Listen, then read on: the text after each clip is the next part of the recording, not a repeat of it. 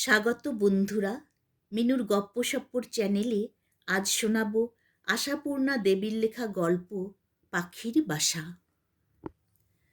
লকলকে একটি linen shirt, মটমটে এক pant, তার সঙ্গে পালিশ করা একজোড়া কাবুলি চপ্পল। আর কি চাই? এর বেশি আর কি দরকার? একবার কোনো প্রকারে এইটুকু জোগাড় করে ফেলতে পারলেই বেশ কিছুদিন মান মর্যাদা বজায় রেখে চলা যায়। এছাড়া অবশ্যই আর একটা জিনিস লাগে, সে হচ্ছে চুলের কায়দা। তা সে তো বিনা খরচেই হয়। কাচানো বা ইস্ত্রি করার জন্যেও ধোপার মুখাপেক্ষী হবার দরকার নেই। ওটা আজকাল গেরস্থ লোকে সহজ করে নিয়েছে, শিখে নিয়েছে বিদ্যেটা। ওই বিদ্যের জোরেই শক্তিপদ একটি শুটের ওপর দিয়ে বছর দেড়েক ধরে বাবুয়ানা চালাচ্ছে। অবশ্যই রোজ নয়, সপ্তাহে একদিন ওর বাবুগিরি। শহরতলির এই পাখির বাসা থেকে প্রত্যেক রবিবারে ও চলে যায় কলকাতায়। সেখানে নাকি ওর বড় মানুষ মামা মিস্টার এস এন ঘোষের বাড়ি। নামের আগে এখনও মিস্টার ব্যবহার করেন, সোজা বড়লোক নয় তাহলে। শক্তিপদর সহকর্মী পাড়ায় যারা থাকে ঈর্ষান্বিত হয়ে তাকিয়ে দেখে শক্তিপদকে, যখন সে লকলকে লিনেন শার্টের সঙ্গে মটমটে প্যান্ট পরে মসমসিয়ে পাড়ার মাঝখান দিয়ে হেঁটে যায়। মামার কথা সকলেই জানে। আর অত বড়লোক মামা যে গেঞ্জি কলের মজুর শক্তিপদকে ভাগ্নে বলে স্বীকার করেন। শুধু স্বীকার করা নয়, সপ্তাহান্তে হাপ পিত্তেশ করে বসে থাকেন তাকে দেখবার জন্যে। এইতেই তাজ্জব বনে যায় তারা। অবশ্যই অমন মামা থাকতে এমন অবস্থা কেন শক্তিপদর? সে প্রশ্ন প্রথম প্রথম উঠেছে। কিন্তু শক্তিপদর লুকোছাপা নেই, ঢাক ঢাক গুড়গুড় নেই। ও স্পষ্টই স্বীকার করেছে, মামা মামি চোখের মনি করলে কি হবে? মামাতো ভাইরা একটু ইয়ের চোখে দেখে, তা দোষও দেওয়া যায় না তাদের। তারা হলো সব এক একটি কেষ্টু বিষ্টু। এমএ পাশের নিচে কেউ নেই। মামা তো বোন পর্যন্ত বিএ পাস। তারা নন ম্যাট্রিক শক্তিপদকে হতজ্ঞান না করে কি করবে? সেই জন্যেই নিজের বিদ্যের উপযুক্ত কাজ বেছে নিয়েছে শক্তিপদ। তবে বুড়ো বুড়ি যে কদিন আছে, হপ্তায় হপ্তায় না গিয়ে পারে না। আগে শক্তিপদ কাজ করত গেঞ্জি কলে, খেত ওখানেরই পাইস হোটেলে, আর থাকতো একটা মুদির দোকানে। আপাতত কিছুকাল ধরে সহকর্মী বন্ধু রাধানাথের সংসারে পেইন গেস্ট হয়ে আছে। রাধানাথ ওইখানকারই ছিলে। তার রীতিমতো সংসার আছে, মা বোন ছোট দুই ভাই। এতগুলো লোকের পক্ষে বাড়িটুকু যথেষ্ট নয়, নেহাতি এক কোঠা এক দালান। তবু ওরই মধ্যে সে দালানের একটু কোণ ঘিরে বন্ধুকে ঠাঁই দিয়েছে। নিজের ঠাঁইয়ের অভাব বলেই বোধহয় বন্ধুকে ঠাঁই দেওয়া সহজ হয়েছে। প্রাচুর্য থাকলে হতো কিনা সন্দেহ। সুবিধের আস্বাদ যারা জেনেছে তারাই অসুবিধের ভয়ে কাটা হয়ে থাকে। আর অসুবিধেই যাদের সঙ্গের সাথী। জীবনে যারা জানল না সুবিধের চেহারাটা কি, তাদের ভয়টা কি? রাধানাথের মোজেক করা বাথরুমের ভাগ নেবে না শক্তিপদ, নেবে না খাবার পাতের মাখন সন্দেশের ভাগ। রাধানাথ রাস্তার কলে গিয়ে চান করে, শক্তিপদও তাই করবে। রাধানাথ ভোরবেলা আখের গুড় দিয়ে বাসি রুটি খেয়ে কাজে ছোটে, শক্তিপদও তাই ছুটবে। রাধানাথ খেটে খুঁটে এসে চটা ওঠা এনামেলের গ্লাসে চা নিয়ে বসে, শক্তিপদও তাই বসবে। তবে আর ভাবনার কি আছে? শক্তিপদ বড় লোকের ভাগ্নে, তাতে কি? তার জন্য তো শক্তিপদ চালিয়াত নয়। শুধু বড় মানুষ মামার বাড়ি যাবার সময় সৌষ্ঠব যুক্ত হয়ে না গেলে নিজের লজ্জা, তাদেরও লজ্জা। তাই এই সাজসজ্জা। নইলে এমন অমায়িক ছেলে হয় না। রাধানাথের মা বলেন, ছেলে নয় তো, হীরের টুকরো। রাধানাথের বোন অবশ্য অন্য কথা বলে, তা সে নেপথ্যে বলে। সে অনেক রকম কথা জানে, তার শখও অনেক। নিজেদের বাড়ির এই পাখির বাসা নামও তার দেয়া। একটা কাগজে বড় বড় করে পাখির বাসা লিখে দেওয়ালে সেটে রেখেছে।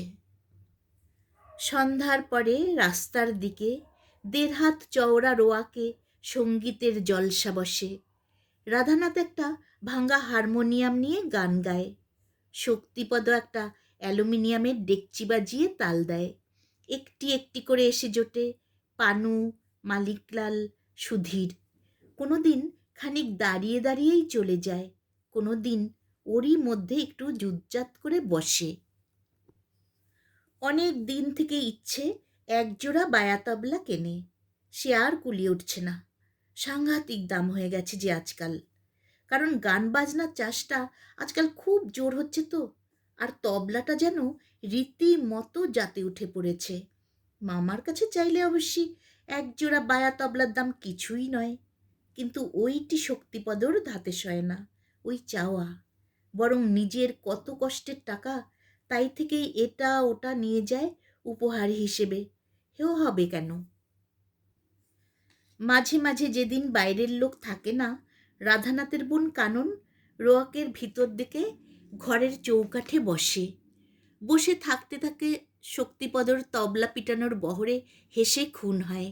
হাসতে হাসতে বলে, ও শক্তিদা, একটু আস্তে, গরিবের ডাল সেদ্ধ হয় ওতে, ফুটো হয়ে গেলে কালকে স্রেফ ভাতে ভাত। ভাতে ভাত মোটে খেতে পারে না শক্তিপদ, তাই ওইটি কাননের তাকে খেপানোর অস্ত্র। তাছাড়া এর চাইতে উচ্চাঙ্গের পরিহাসবাণী শিখলই বা কবে সে? ঘাটতি যে এদের সব দিকেই, বিদ্যেয় ঘাটতি, বুদ্ধিতে ঘাটতি, শিক্ষায় ঘাটতি, ভাড়ারে ঘাটতি। সেই জন্যেই হয়তো বিধাতা পুরুষ ওদের হৃদয়ের দিকে কিছু বাড়তি রেখেছেন, নইলে ব্যালেন্স ঠিক থাকবে কি করে? নইলে বাড়তিদের সঙ্গে পাশাপাশি জায়গা নিয়ে টিকে থাকতো কি করে? বিশ্বের বাজারের দাঁড়িপাল্লায় সে হাস্যকরভাবে হালকা হয়ে উঠে পড়ত।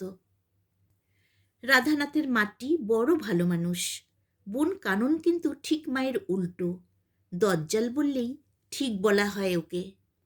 বাড়তি একটা লোককে শখ করে বাড়িতে ডেকে এনে রাধানাথ যে তার খাটুনি চতুর্গুণ বাড়িয়ে দিয়েছে, এই কথা সে অহরহ সাড়ম্বরে ঘোষণা করে। আবার ইচ্ছে করে খাটতেও ছাড়ে না। মনে হয় বাড়তি লোকটার জন্যে আরও 4 গুণ খাটলেও বুঝি ক্লান্তি আসবে না তার। রাধানাথ মাঝে মাঝে মুখরা বোনের মুখের জন্য ক্ষুব্ধ হয়, কিন্তু যখন দেখে শক্তিপদ সে বাক্যবান প্রসন্ন মনে মেনে নিয়েছে, তখন স্বস্তি পায়। গানের আসর থামলে কাননই আগে উঠে পড়ে। এবেলা রান্নাবান্নার ভার তারই উপর। এরা উঠবার আগেই তাড়াতাড়ি জায়গা করে খেতে দেয়। খেতে বসে শক্তিপদ গলা ছেড়ে বলে, রান্না হচ্ছে আজকাল চমৎকার। ভাগ্যিস সকালবেলাটা মাসিমার হাতে হাঁড়ির ভার, তাই কোনো রকমে বেঁচে থাকা। কানন রান্নাঘর থেকে খড়খড় করে ওঠে, কুমড়ো আর কচু দিয়ে লোকেদের বউয়েরা এসে কি কোরমাকারি রাঁধবে দেখব। শক্তিপদ সেই কুমড়ো কচুর ঘণ্ট দিয়েই অম্লান বদনে খানদশেক রুটি সেটে বলে, পড়ল কথা সবার মাঝে, যার কথা তার গায়ে বাজে। আমি তো কাউকে ডেকে ডুকে কিছু বলিনি। কানন সঙ্গে সঙ্গে উত্তর দেয়, গায়ের চামড়া যার গন্ডারের নয়, তার গায়ে কথা শুধু যে বাজে তা নয়, ফোসকা পড়ায়। বুঝলেন মশাই? ডেকে না বললেই কি বোঝা যায় না আমি ছাড়া আর আছে কে? রাধানাথ আগে আগে এ ধরনের কথা একটু হকচকিয়ে যেত। বোন তার মুখরা সত্যি, কিন্তু একটা বাইরের লোকের কাছেও একটু সমীহ করবে না? এখন সয়ে গেছে। এখন হাস্যবদনে এ কৌতুক উপভোগ করে। কিন্তু রাধানাথ আচাতে গেলে শক্তি যে কথাটা বলে সেটা গলা খাটো করে বলে, যখন তখন লোকের বউকে তুলে খোঁটা দেবার মানে। কাননও গলা খাটো করে ভেঙিয়ে বলে, পড়ল কথা সবার মাঝে, যার কথা তার গায়ে বাজে। আমি তো কাউকে ডেকে হেকে বলিনি। হুঁ। রাধানাথের আশার দিকে তাকিয়ে তাড়াতাড়ি বলে নেয় শক্তিপদ, এর উত্তর তোলা রইল। কই কানন, উনুনের আঁচ রাখনি? হায় হায়, আমার যে একটু দরকার ছিল। বলা বাহুল্য, শেষের কথাটা আবার বেশ চড়া গলায় উচ্চারিত হয়। কাননও চড়া গলায় বলে, আপনার তো দরকারের মধ্যে স্ত্রী তাতানো, সে কাজ মিটে গেছে। মিটে গেছে তার মানে? তার মানে স্ত্রী করে রাখা আছে। এত কষ্ট করতে তো কেউ কাউকে বলেনি। আমি কারুর বলার তোয়াক্কা রাখি না, যা করি নিজের খুশিতে করি। শক্তিপদ আরও কিছু বলতে যাচ্ছিল, রাধানাথ এসে তাড়া দেয়, কি এখনো কোন্দল চলছে? ভোরবেলা উঠতে হবে না? রাধু, তো বেশ বলছিস, কাল বারটা কি? ও হো হো হো। রাধানাথ হেসে ওঠে, রবিবারটা ভুলে যাচ্ছি। আরে, জোরালো বা ঘোরালো ভাষা এদের নেই, তা বলে সুখ দুঃখ আনন্দ বেদনার প্রকাশ নেই তা নয়। এমনই জোলো জোলো আর সাধারণ সাধারণ কথা হলেও মনে করে বেশ মজার কথা বলা হলো। মজাটা এইখানেই। রবিবার সকাল থেকে মামার বাড়ি যাবার তোড়জোড় চলে। আগে সকালের দিকেই রওনা দিত, আজকাল কেন কে জানে কেমন যেন সময় গড়িয়ে যায়। সেই খাওয়া দাওয়ার সময় এসে যায়, কাজেই দুটো খেয়ে একটু জিরিয়ে তারপর যাওয়া। তবে সকাল থেকে জুতোয় কালি পড়ে, মাথায় সাবান পড়ে, দাড়িতে খুর পড়ে। বেরোবার সময় কানন একটা পানের খিলি নিয়ে এসে বলল, সাহেবের পান খাওয়া চলবে? পান? শক্তিপদর মুখটা আনন্দে উজ্জ্বল হয়ে উঠল। পান কোথা পেলে? পানের মতো বিলাসিতার এ বাড়িতে প্রবেশ নিষেধ। একমাত্র চায়েরই সর্বত্র অবাধ গতি। বাকিমহাম প্যালেস থেকে বন্ধু বঙ্কুহারির গাছতলার সংসারে পর্যন্ত চায়ের প্রবেশের অধিকার, কিন্তু পানের তেমন নয়। কানন পানটা হাতে দিতে দিতে বলে, পেয়েছি কোথাও। তারপর বড়লোক মামার বাড়ি চললেন। শক্তিপদ বলল, ওই বুড়ো বুড়ি যতক্ষণ, তারপর কে কার দৌড়ে পা ফেলতে যাচ্ছে। বেশ চমৎকার দেখায় কিন্তু আপনাকে শুট পরলে। দেখাবে না কেন? চেহারাটা কি খারাপ? ওহ, ভারী তো চেহারা, তার আবার গুমর। গুমর করবার মতো জিনিস থাকলেই গুমর করে লোকে। যান, একটু মুখ বদলে আসুন। মামার বাড়ির হালুইকর বামুনের রান্না খেয়ে এসে তাই এখানের রান্নায় এত নিন্দে। হয়েছে, ঝগড়া থামাও। যাচ্ছি তাহলে। যাচ্ছি বলতে নেই, বলতে হয় আসছি। মটমটে জামা প্যান্ট পরে, পালিশ করা জুতোয় মসমস শব্দ তুলে মামার বাড়ির উদ্দেশ্যে রওনা হয় শক্তিপদ। পিছনে রোয়াকে দাঁড়িয়ে দাঁড়িয়ে অনেকক্ষণ দেখতে থাকে কানন। এক সময় মা ঘর থেকে ডাকে, কানন। মনে হয় কানন শুনতে পেল না, কিন্তু একটু পরে আবার ঢুকেও যায়। মা বলে, বাইরের দাওয়ায় হা করে দাঁড়িয়েছিলি কেন? হা করে আবার কি? একবার একটু হাঁপ ফেলতেও দোষ আছে নাকি? গরুও তো একবার গোয়াল থেকে বেরোয়। মা থতমত খেয়ে বলে, রাগ করছিস? পাড়ার 5 জনে পাচ্ছে কিছু বলে, তাই সামলে মরি। যার যা সামলানোর দরকার।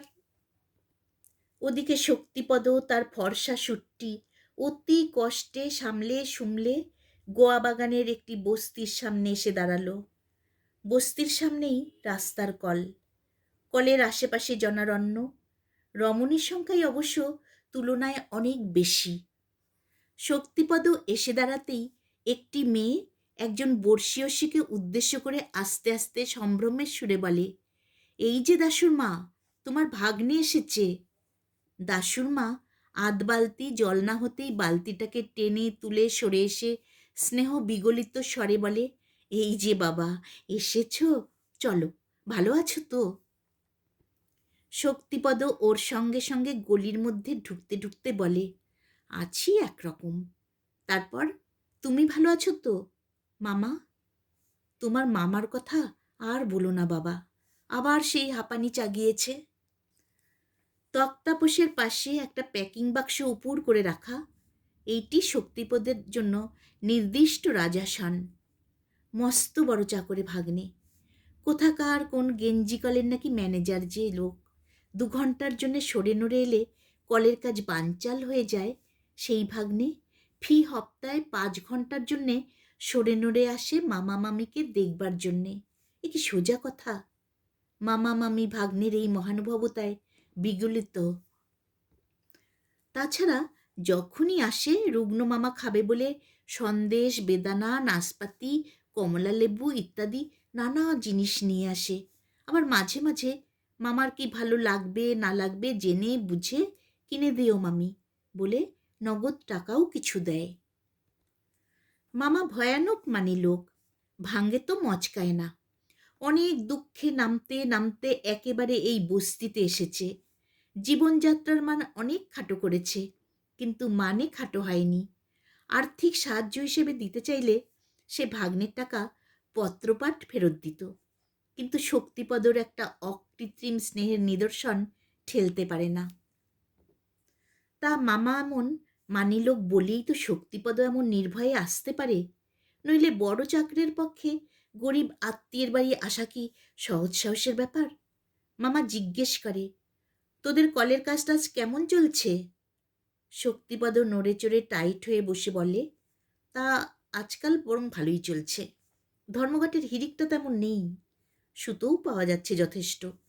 আগের চাইতে মাল অনেক বেশি ছাড়তে পারা যাচ্ছে। মামা এই ঘরে নিতান্তই বেমানান এই চকচকে শুট পরা সুকান্তি মূর্তিটির পানে তাকিয়ে স্নেহ সিক্ত কণ্ঠে বলে, তাহলে আজকাল খাটুনি তেমন নেই কেমন? বিনা উপদ্রবে মিল চলছে যখন। খাটুনি?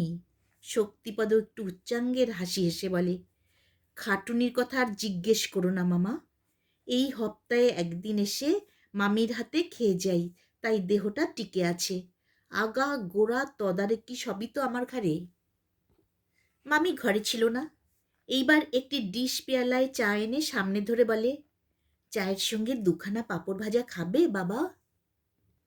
শক্তিপদ হা হা করে ওঠে, না মামি না, তুমি একটু বসো স্বস্তি হয়ে। মামি মনে মনে হাসে, স্বস্তি? যতক্ষণ না এই রাজ অতিথিকে খাইয়ে দাইয়ে পাঠিয়ে দিতে পারবে ততক্ষণ কি তার স্বস্তি আছে নাকি? কিন্তু এই অস্বস্তির মধ্যে আনন্দ আছে, গৌরব আছে। এর জন্যে বস্তির আর সকলে কত সমীহ করে। ওপাশের ঘরের শৌখিন বউ চাপা চায়ের পেয়ালা দেয়, হয়তোবা চা করেও দেয়। এপাশের মোটা গিন্নি রান্নায় সাহায্য করে দিয়ে যায়। মামির উনুনের আজ ভালো না হলে আপনার জ্বলন্ত তুলা উনুনটা গামছায় ধরে এ ঘরে দিয়ে যায়। ওদের মাত্র দুই বুড়ো বুড়ির সংসার, কত জিনিসের অভাব। ভাগ্নে এলেই সকলে খোঁজ নেয় কিছু লাগবে কিনা। কর্তার ভয়ে সামনাসামনি কিছু নেবার উপায় নেই, মামি লুকিয়ে চুরিয়ে নেয়। হলো না হয় কারোর ঘর থেকে এক টুকরো আদা কি দুটো পেঁয়াজ, হলো দুটো কাঁচকলা কি এক চিমটে পাঁচফোড়ন। শক্তিপদ বলে, লুচিপুচি করতে যেও না মামি, রুটি করো রুটি।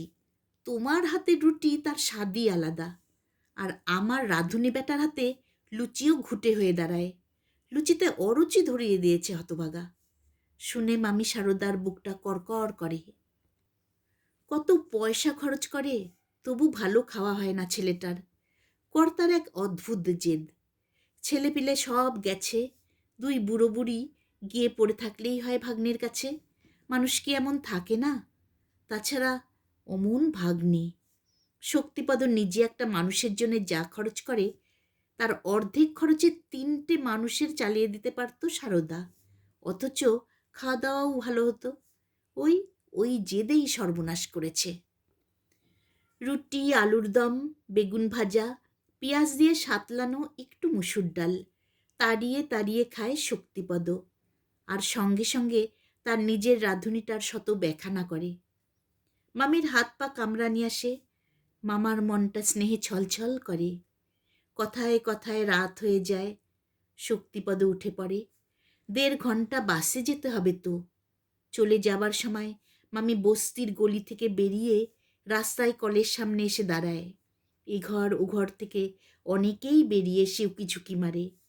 প্রতি হপ্তায় দেখে, তবু কারুর কৌতূহলের শেষ নেই। লকলকে লিনেন শার্ট, মটমটে স্যুট আর কাবুলি চপ্পল অন্তর্হিত হলে মামির কাছে এসে ভিড় করে ওরা। মোটা গিন্নি বলে, আজকের বাজারে এমন ছেলে দেখা যায় না। গরিব বাপ মাকেই লোকে পোছে না, আর এ তো মামা মামি। ললিতের মা নিঃশ্বাস ফেলে বলে, ধন্যি বলি ভাই, তোমার কর্তার খটকে রাজার হালে থাকতে পেতে। সারদা কপালে হাত ঠেকিয়ে বলে, কপাল আমার, ওই খোটের জন্যেই তো আজ এমন হাল। রাত্রে বাইরের দরজায় প্রায়শ কানন দাঁড়িয়ে থাকে, কারণ শক্তিপদ না থাকলে গানের আসর বসে না। এক সপ্তাহের ক্লান্তি রাধানাথের চোখে এসে ভর করে। মায়ের রুগ্ন ধরনের শরীর, সান্ধ্য থেকেই সে বিছানায়। কানন বলে, হলো রাজভোগ খেয়ে আসা? হলো। যাক বাবা, আজ রাত্রের মতো কচু কুমড়োর দায় থেকে নিশ্চিন্তি হয়েছে। খুব কথা হয়েছে, এখন সরদিকিন ঢুকতে দাও। রাধানাথের অর্ধেক রাত তো। ও বাবা, তার আর বলতে।